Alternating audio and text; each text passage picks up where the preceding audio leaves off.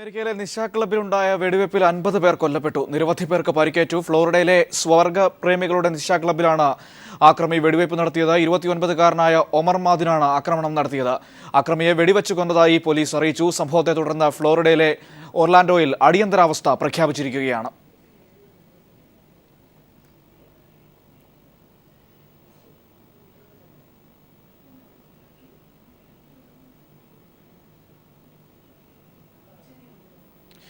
കൊച്ചി അമൃത ആശുപത്രിയിലെ CCTV ദൃശ്യങ്ങൾ police പിടിച്ചെടുത്തു. കഴിഞ്ഞ 10 ദിവസത്തെ ദൃശ്യങ്ങളാണ് പോലീസ് ശേഖരിച്ചത്.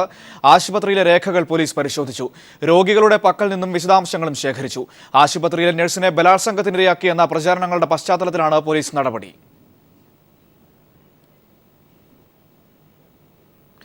ദേശീയപാതകളുടെ വീതി 45 മീറ്ററായി വർദ്ധിപ്പിക്കുമെന്ന് മുഖ്യമന്ത്രി പിണറായി വിജയൻ. ഇതുമായി ബന്ധപ്പെട്ട് പുനരധിവാസ പാക്കേജ് തയ്യാറാക്കും. ദേശീയപാത വികസനവുമായി ബന്ധപ്പെട്ട് ഇനി ചർച്ചകളില്ലെന്നും മുഖ്യമന്ത്രി കോഴിക്കോട് പറഞ്ഞു. 45 മീറ്റർ എന്നത് സർവകക്ഷി യോഗം തീരുമാനിച്ചിട്ടുള്ളതാണ്. ഇനി അതുമായി ബന്ധപ്പെട്ട് കൂടുതൽ ചർച്ച നമ്മൾ നടത്തിയിട്ട് കാര്യമില്ല. കാരണം നാഷണൽ ഹൈവേയുടെ വികസനവുമായി ബന്ധപ്പെട്ട് 45 മീറ്റർ എന്നത് കേരളത്തിൻ്റെ പ്രത്യേകത വെച്ചുകൊണ്ട് കേന്ദ്ര ഗവൺമെൻറ് സമ്മതിച്ചിരിക്കുകയാണ്, നാഷണൽ ഹൈവേ അതോറിറ്റിയും സമ്മതിച്ചിരിക്കുകയാണ്. അങ്ങനെ വരുമ്പോൾ ആ 45 മീറ്റർ സ്ഥലം നമുക്ക് എടുക്കാൻ കഴിയണം. എടുക്കുമ്പോഴുള്ള പ്രശ്നങ്ങളുണ്ടാവും. ആ സൈഡിൽ കച്ചവടം നടത്തുന്നവരുണ്ടാവും, അവിടെ താമസിക്കുന്നവരുണ്ടാവും, അവിടുത്തെ ഭൂമി ജീവിതോപാധിയായി കാണുന്നവരുണ്ടാവും. അങ്ങനെയെല്ലാം ഉള്ളവരുടെ പ്രശ്നങ്ങൾ പരിഹരിക്കാനുള്ള സമഗ്രമായൊരു പാക്കേജ് വേണം. 2 ദിവസത്തെ EMSന്റെ ലോകം ദേശീയ സെമിനാറിന് മലപ്പുറം മഞ്ചേരിയിൽ തുടക്കമായി. മുഖ്യമന്ത്രി പിണറായി വിജയൻ സെമിനാർ ഉദ്ഘാടനം ചെയ്തു. വർഗീയ ശക്തികൾ മറയില്ലാതെ അഴിഞ്ഞാടുന്ന കാലത്ത് ജാഗ്രതയോടെ ഇരിക്കണമെന്നും കേരളത്തിലെ ഒരു വിദ്യാഭ്യാസ സ്ഥാപനവും റിയൽ എസ്റ്റേറ്റ് താൽപര്യങ്ങൾക്ക് വിട്ടുകൊടുക്കില്ലെന്നും മുഖ്യമന്ത്രി പറഞ്ഞു. EMS സ്മാരക പഠന ഗവേഷണ കേന്ദ്രമാണ് സെമിനാർ സംഘടിപ്പിച്ചത്. മുഖ്യമന്ത്രി പിണറായി വിജയൻ സെമിനാറിന്റെ ഔദ്യോഗിക ഉദ്ഘാടനം നിർവഹിച്ചു. RSS ആണ് കേന്ദ്രം ഭരിക്കുന്നതെന്നും ഭാരതീയമായ ഒരു പൈതൃകവും BJP പിന്തുടരുന്നില്ലെന്നും പിണറായി വിജയൻ പറഞ്ഞു.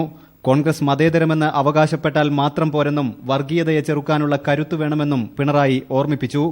കേരളത്തിലെ ഒരു വിദ്യാഭ്യാസ സ്ഥാപനവും റിയൽ എസ്റ്റേറ്റ് താൽപര്യങ്ങൾക്ക് വിട്ടുകൊടുക്കില്ലെന്നും മുഖ്യമന്ത്രി പറഞ്ഞു. റിയൽ എസ്റ്റേറ്റ് താല്പര്യത്തിന് വേണ്ടി ഉപയോഗിച്ചാൽ എന്താണ് എന്ന് ചില മാനേജ്മെന്റുകൾക്ക് തോന്നുന്നു. പൊതുവിദ്യാലയത്തിന് എയ്ഡഡ് സ്കൂളും കൂടും. ആ എയ്ഡഡ് സ്കൂള് ആ സ്ഥലം വിറ്റാൻ ലക്ഷക്കണക്കിന് രൂപ കിട്ടും. ലക്ഷക്കണക്കിന് രൂപ ഒരു സെന്റ് തന്നെ ഉണ്ടല്ലോ. അപ്പോൾ റിയൽ എസ്റ്റേറ്റ് താല്പര്യം വരികയാണ്. ഇവിടെയാണ് ഇപ്പോൾ സംസ്ഥാന ഗവൺമെന്റ് ഒരിടപെടൽ നടത്തുന്നത്. അത്തരത്തിലുള്ള സ്കൂളുകൾ ഉപേക്ഷിക്കാൻ പറ്റില്ല.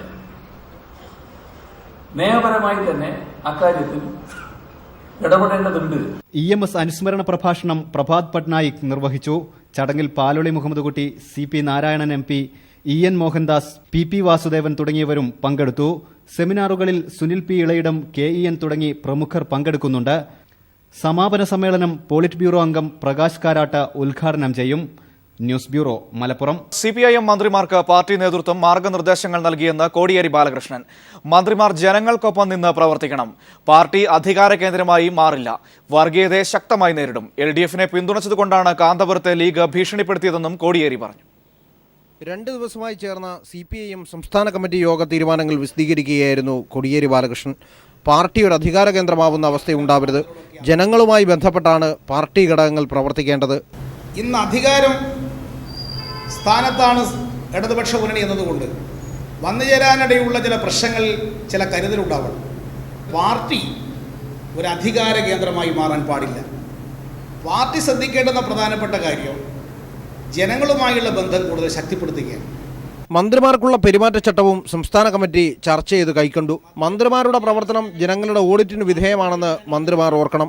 LDF മന്ത്രിമാർ ഒന്നിച്ചു നിൽക്കണം. നയതീരുമാനങ്ങൾ ചർച്ച ചെയ്ത് മാത്രമേ പ്രഖ്യാപിക്കാൻ പാടുള്ളൂ. ജനങ്ങളിൽ നിന്ന് മന്ത്രിമാർ അകന്നു പോവാൻ പാടില്ല. LDF 3ാം സ്ഥാനത്ത് പോയ മണ്ഡലങ്ങളിൽ പാർട്ടി പരിശോധന നടത്തും. LDFനെ സഹായിച്ചതിന്റെ പേരിൽ കാന്തപുരത്തെ ലീഗ് ഭീഷണിപ്പെടുത്തുന്നു. കോൺഗ്രസുകാർ ജയിലിൽ പോകാൻ തയ്യാറാണെന്ന AK ആന്റണിയുടെ പ്രസ്താവന പ്രതിപക്ഷം നിയമവിരുദ്ധ പ്രവർത്തനം നടത്താൻ പോകുന്നു എന്നതിൻ്റെ സൂചനയാണെന്നും കോടിയേരി ആരോപിച്ചു. CPIM-ന്റെ അംഗസംഖ്യ 4,49,434 ഉയർന്നുവെന്നും കോടിയേരി വാർത്താസമ്മേളനത്തിൽ വ്യക്തമാക്കി. S. ജീവൻകുമാർ, തിരുവനന്തപുരം.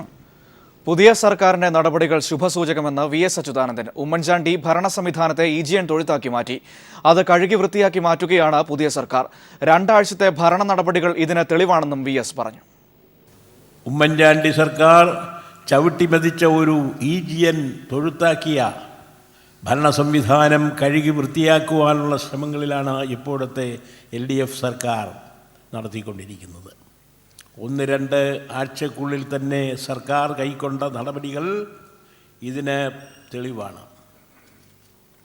ആരോഗ്യ വിദ്യാഭ്യാസ പൊതുവിതരണ രംഗങ്ങളിലൊക്കെ ആരംഭിച്ചിട്ടുള്ള പ്രവർത്തനങ്ങൾ ശുഭസൂചനകൾ നൽകുന്നതാണ്. CPIM-നെതിരെ BJP ദേശീയ നിർവാഹക സമിതി യോഗത്തിൽ പ്രമേയം. കേരളത്തിൽ BJP പ്രവർത്തകർക്കെതിരെ CPIM വ്യാപക ആക്രമണം നടത്തുന്നു എന്നാണ് കരട് പ്രമേയത്തിൽ കുറ്റപ്പെടുത്തുന്നത്. നിയമസഭാ തെരഞ്ഞെടുപ്പിൽ BJPക്ക് ശക്തമായ സാന്നിധ്യമായി മാറാൻ കഴിഞ്ഞെന്നും പ്രമേയത്തിൽ പറയുന്നു. ഉത്തർപ്രദേശ് നിയമസഭാ തെരഞ്ഞെടുപ്പ് തന്ത്രങ്ങൾക്ക് രൂപം നൽകാനുള്ള 2 ദിവസത്തെ നിർവാഹക സമിതി യോഗം അലഹബാദിൽ പുരോഗമിക്കുകയാണ്.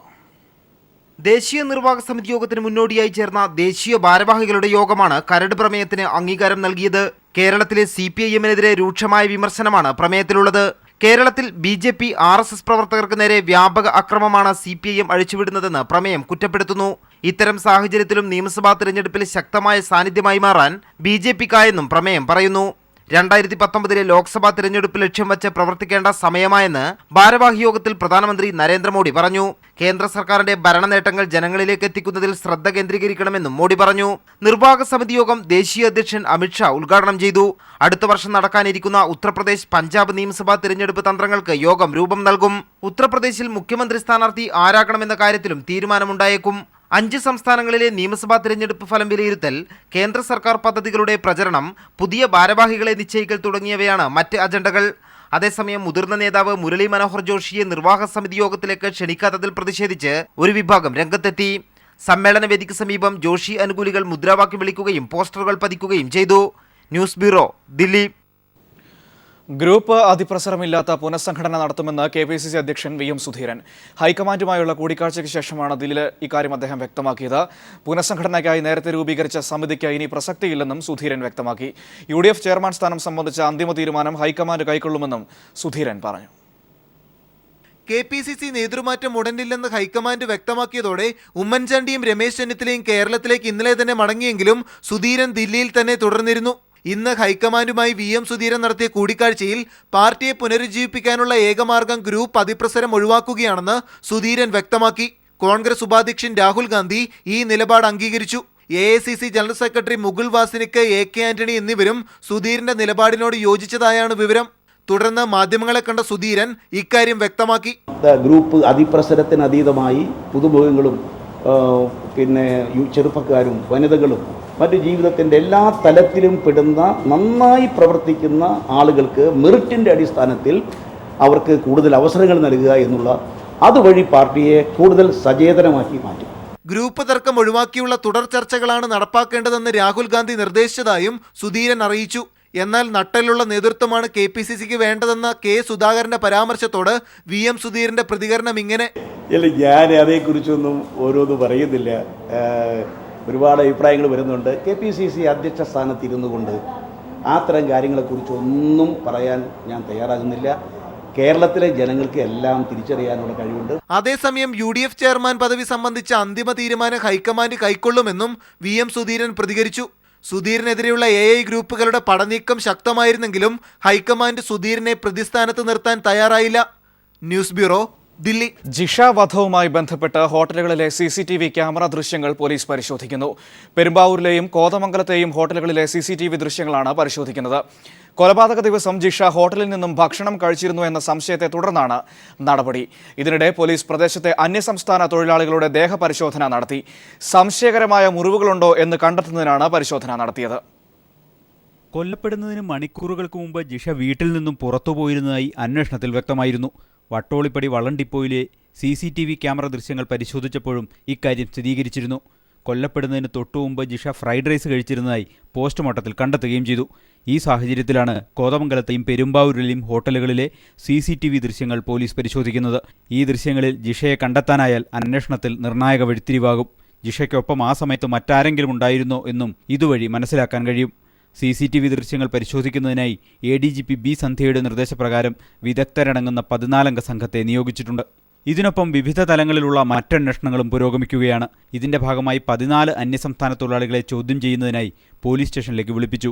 ജിഷയുടെ വീടിന് സമീപമുള്ള സ്വകാര്യ സ്കൂളിൽ നിർമ്മാണ ജോലിയിൽ ഏർപ്പെട്ടിരുന്ന അന്യസംസ്ഥാന തൊഴിലാളികളെയാണ് ചോദ്യം ചെയ്യുന്നത്. കൊലപാതകത്തിന് ശേഷം ഇവർക്കൊപ്പമുണ്ടായിരുന്നവരാരെങ്കിലും നാടുവിട്ടു പോയിട്ടുണ്ടോ എന്നറിയുന്നതിനാണ് ചോദ്യം ചെയ്യൽ. ഒപ്പം പോലീസ് ഇവരുടെ ദേഹപരിശോധനയും നടത്തി. സംശയകരമായ മുറിവുകളെന്തെങ്കിലും ശരീരത്തിലുണ്ടോ എന്നറിയുന്നതിനായിരുന്നു ദേഹപരിശോധന. വിശദമായ ചോദ്യം ചെയ്യലുകൾ തുടരാനാണ് പുതിയ അന്വേഷണ സംഘത്തിന് ലഭിച്ചിരിക്കുന്ന നിർദ്ദേശം.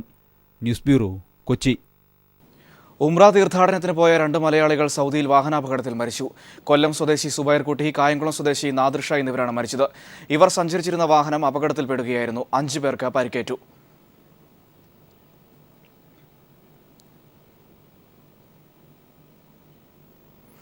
തെരുവ് നായയുടെ ആക്രമണത്തിൽ പരിക്കേറ്റ് ചികിത്സയിലായിരുന്ന ദേവാനന്ദ് മമ്മൂട്ടിയെ കാണാനെത്തി.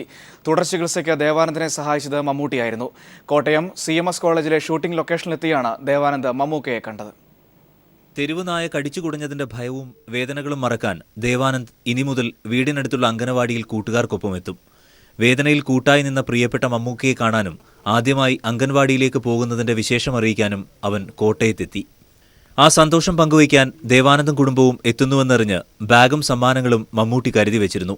ദേവാനന്ദിനെ എടുത്ത് വിശേഷങ്ങൾ തിരക്കി സമ്മാനങ്ങളും നൽകിയാണ് അദ്ദേഹം യാത്രയാക്കിയത്. മമ്മൂട്ടിക്ക് നോമ്പ് തുറക്കാനുള്ള വിഭവങ്ങളുമായാണ് ദേവാനന്ദും അമ്മയും അച്ഛനും സഹോദരിയും എത്തിയത്. കോതമംഗലം തൃക്കാരുകുടിയിൽ രവീന്ദ്രന്റെയും അമ്പിളിയുടെയും മകൻ ദേവാനന്ദനെ തെരുവുനായ ആക്രമിക്കുന്നത് കഴിഞ്ഞ സെപ്റ്റംബർ 6-നായിരുന്നു. മുറ്റത്ത് നിന്ന് കളിക്കുകയായിരുന്ന അവന്റെ കരച്ചിൽ കേട്ടാണ് അമ്മയും മുത്തശ്ശിയും ഓടിയെത്തിയത്. ഇടത് കണ്ണിന്റെ മേൽപോളയും വലത് കണ്ണിന്റെ താഴത്തെ പോളയും തെരുവുനായുടെ കടിയേറ്റ് അടർന്നു തൂങ്ങി അറ്റുപോകുന്ന നിലയിലായിരുന്നു. ഇടത് കണ്ണിൽ കണ്ണുനീർ ഗ്രന്ഥിയിലേക്കുള്ള ഞരമ്പുകൾ മുറിഞ്ഞിരുന്നു. കൈകാലുകൾക്കും പരിക്കേറ്റു. അങ്കമാലി ലിറ്റിൽ ഫ്ലവർ ആശുപത്രിയിൽ അടിയന്തര ചികിത്സകൾ ചെയ്തു. പ്ലാസ്റ്റിക് സർജറി ചെയ്ത് മുഖത്തെ മുറിവുകൾ മാറ്റി. ദേവാനന്ദന്റെ ചികിത്സാ ചെലവുകൾ സർക്കാർ വഹിച്ചു. അവൻ ആശുപത്രിയിൽ കഴിയുമ്പോഴാണ് മാധ്യമങ്ങളിലൂടെ ഇക്കാര്യമറിഞ്ഞ മമ്മൂട്ടി ദേവാനന്ദനെ കാണാനെത്തുന്നത്. ദേവാനന്ദന്റെ മുന്നോട്ടുള്ള ചികിത്സാ ചെലവുകൾ അദ്ദേഹം വഹിക്കാമെന്ന് ഏൽക്കുകയും ചെയ്തു. അദ്ദേഹത്തിന്റെ നിർദ്ദേശപ്രകാരം വിദഗ്ധ ഡോക്ടർമാരെ കാണുകയും ചെയ്തു. എന്നാൽ ഇനി കണ്ണുനീർ ഗ്രന്ഥിയിലേക്കുള്ള ഞരമ്പുകൾ ശസ്ത്രക്രിയ ചെയ്ത് യോജിപ്പിക്കണമെങ്കിൽ 10 വയസ്സ് കഴിയണം. ദേവാനന്ദന് ഭയപ്പാടുകളും ആശങ്കകളും മറക്കാൻ ഇനി വേണ്ടത് കൂട്ടുകാരുമായുള്ള ഒത്തുചേരലാണ്. News bureau, Kottayam. തനിക്കെതിരെ നടക്കുന്ന അപകീർത്തികരമായ പ്രചാരണത്തിനെതിരെ സീരിയൽ നടി ലക്ഷ്മി സൈബർ സെല്ലിന് പരാതി നൽകി. പുത്തൻകുരിശ് SIയെ സംശയകരമായ സാഹചര്യത്തിൽ പിടികൂടിയെന്ന വിവാദവുമായി ബന്ധപ്പെട്ട് ലക്ഷ്മിയുടെ ചിത്രം പ്രചരിപ്പിക്കുന്നുവെന്നാണ് പരാതി. ഫേസ്ബുക്കിലും വാട്സപ്പിലുമാണ് കുപ്രചരണം നടക്കുന്നത്. എറണാകുളം കോലഞ്ചേരിയിൽ സീരിയൽ നടിയുടെ വീട്ടിൽ സംശയകരമായി കണ്ടെന്നാരോപിച്ച് പുത്തൻകുരിശ് SI സജീവ് കുമാറിനെ ജനം മർദ്ദിച്ച സംഭവവുമായി ബന്ധപ്പെട്ടാണ് സീരിയൽ നടി ലക്ഷ്മിയുടെ ചിത്രം നവമാധ്യമങ്ങളിൽ പ്രചരിക്കുന്നത്. വിവാദത്തിൽപ്പെട്ട നടിയാണെന്ന രീതിയിൽ അപമാനകരമായി നടക്കുന്ന പ്രചരണത്തിനെതിരെ ലക്ഷ്മി സൈബർ സെല്ലിന് പരാതി നൽകി. ലക്ഷ്മി എന്ന് വന്നിട്ട് അതിൻ്റെ തൊട്ടടുത്ത് ഒരു ഫോട്ടോ പോസ്റ്റ് ചെയ്തിട്ടുണ്ട്. എൻ്റെ ഒരു ഫോട്ടോ, ഈ ഫോട്ടോ സെപ്പറേറ്റ് എടുത്ത് പോസ്റ്റ് ചെയ്താണ് വ്യക്തമായിട്ട് അറിയാം. അതാരാണ് എന്നുള്ളത് എനിക്ക് അറിയണം. നേരത്തെയും പല കേസുകളിലും സീരിയൽ നടിമാരുടെ പേര് വലിച്ചിഴക്കപ്പെട്ടെന്നും ഇനിയും ഇത് ആവർത്തിക്കാതിരിക്കാനാണ് പരാതി നൽകിയതെന്നും ലക്ഷ്മി പറയുന്നു. News bureau, Thiruvananthapuram. ഭക്ഷണം കഴിക്കാനെത്തിയ തെരുവ് കുട്ടികളെ റെസ്റ്റോറന്റ് ജീവനക്കാർ ഇറക്കി വിട്ടു. ദില്ലിയിലാണ് സംഭവം. കുട്ടികൾക്ക് പ്രവേശനം നിഷേധിച്ച ഭക്ഷണശാലയ്ക്കെതിരെ ദില്ലി സർക്കാർ അന്വേഷണം പ്രഖ്യാപിച്ചു. ഇന്നലെ രാത്രിയാണ് സംഭവം നടന്നത്. ഭർത്താവിന്റെ പിറന്നാൾ ആഘോഷങ്ങളുടെ ഭാഗമായാണ് ദില്ലി സ്വദേശി സൊനാലി ഷെട്ടി കൊണാട്ട് പ്ലേസിലെ ശിവസാഗർ റെസ്റ്റോറന്റിലെത്തിയത്. തെരുവിൽ കഴിയുന്ന കുട്ടികളെയും ഭക്ഷണം വാങ്ങി നൽകുന്നതിനായി സൊനാലി ഒപ്പം കൂട്ടിയിരുന്നു. എന്നാൽ സൊനാലിയുടെ മനുഷ്യത്വത്തെക്കാൾ മുഷിഞ്ഞുകീറിയ വസ്ത്രങ്ങൾ ധരിച്ച കുട്ടികളെ റെസ്റ്റോറന്റിൽ ഇരുത്താൻ കഴിയില്ലെന്ന നിലപാടിലായിരുന്നു ജീവനക്കാർ. എല്ലാവരും ഉടൻ പുറത്തു പോകണമെന്നും ജീവനക്കാർ ആവശ്യപ്പെട്ടു. കാരണം ആരാഞ്ഞ് തന്നെ ഇവർ ഭീഷണിപ്പെടുത്തിയതായും സൊനാലി പറയുന്നു. ഹോട്ടലിന് മുന്നിൽ സൊനാലിയും കുട്ടികളും പ്രതിഷേധിച്ചെങ്കിലും ആരും സഹായത്തിനെത്തിയില്ല. बाकी कहानी कल से चली आ रही है और चलती शायद आज के बाद आप लोग इसे कवर भी नहीं करेंगे क्योंकि एक बाइट है, बाइट बन के रह जाएगी। मैं वन नाइट पता नहीं क्या क्वीन अभी कुछ बोला है ना, मैं वो बनना चाहती हूँ। मेरा मतलब ये है कि मैं जब यहाँ से चली जाऊँ आप इनका ध्यान रखें, रोज खिलाएं। ജില്ലാ മജിസ്ട്രേറ്റിനോട് സംഭവത്തെക്കുറിച്ച് അന്വേഷിച്ച് റിപ്പോർട്ട് നൽകാൻ ദില്ലി ഉപമുഖ്യമന്ത്രി മനീഷ് സിസോദിയ ആവശ്യപ്പെട്ടു. ഇത്തരം സംഭവങ്ങൾ വെച്ച് പൊറപ്പിക്കില്ലെന്നും അദ്ദേഹം അറിയിച്ചു. News desk. കുട്ടനാട് കുപ്പപ്പുറം പാടശേഖരത്തിൽ മട വീണ വെള്ളം നിറഞ്ഞു. 300 ഏക്കറിലധികം പാടശേഖരം നശിച്ചു. കാലവർഷം ശക്തി പ്രാപിച്ചതോടെ ജില്ലയിൽ കനത്ത നാശനഷ്ടമാണുണ്ടായത്. കടലാക്രമണം കൂടാതെ കുട്ടനാട്ടിൽ പാടശേഖരങ്ങളിൽ മടവീഴ്ച കൂടി തുടങ്ങിയതോടെ ജനജീവിതം ദുരിതത്തിലായിരിക്കുകയാണ്. പൂപ്പള്ളി പാടശേഖരത്തിലെ 300-ലധികം വരുന്ന ഏക്കർ കൃഷിയിടമാണ് ഇന്ന് പുലർച്ചെ ഉണ്ടായ മടവീഴ്ചയെ തുടർന്ന് നശിച്ചുപോയത്. ഇതേ തുടർന്ന് പരിസരത്തുള്ള 200-ലധികം വീടുകളിൽ വെള്ളം കയറി. തീരദേശ മേഖലയിലെ സ്ഥിതിയും വ്യത്യസ്തമല്ല. കടലാക്രമണം രൂക്ഷമായതോടെ 12,000 ആളുകളെ 40-ലധികം ക്യാമ്പുകളിലായി മാറ്റിപ്പാർപ്പിച്ചിരിക്കുകയാണ്. ഇവർക്കാവശ്യമായ ഭക്ഷണവും മറ്റും നൽകുന്നതിനുള്ള എല്ലാവിധ ഏർപ്പാടുകളും ജില്ലാ ഭരണകൂടത്തിന് നൽകിക്കഴിഞ്ഞു. കാലവർഷത്തിന് മുന്നോടിയായുള്ള ഒരുക്കങ്ങൾ നടത്താതിരുന്നതാണ് ഇപ്പോഴത്തെ പ്രശ്നങ്ങൾക്ക് കാരണമെന്ന് പൊതുമരാമത്ത് വകുപ്പ് മന്ത്രി ജി സുധാകരൻ പറഞ്ഞു. ദുരിതാശ്വാസ ക്യാമ്പുകൾ സന്ദർശിച്ച ശേഷം മാധ്യമപ്രവർത്തകരോട് സംസാരിക്കുകയായിരുന്നു അദ്ദേഹം. കഴിഞ്ഞ 5 വർഷം ഒരു കല്ലിട്ടിട്ടില്ല, ഒന്നും ചെയ്തിട്ടില്ല. ഇത് കടലാക്രമണവും മഴയും വരുമെന്നറിയാം. അപ്പോൾ കഴിഞ്ഞ ജനുവരി, ഫെബ്രുവരി, മാർച്ച് ഈ 3 മാസങ്ങളിലാണ് ഇത് അടിക്കേണ്ടത്. അങ്ങനെ അടിച്ചാൽ ഈ പ്രശ്നം ഒന്നും ചെയ്തില്ല. കാലവർഷത്തെ തുടർന്ന് ഒരു മരണവും ജില്ലയിൽ റിപ്പോർട്ട് ചെയ്ത് കഴിഞ്ഞു. 3 കോടിയിലധികം രൂപയുടെ നാശനഷ്ടമാണ് ഇതുവരെ ജില്ലയിൽ മാത്രം വിലയിരുത്തിയിരിക്കുന്നത്. News bureau, Alappuzha.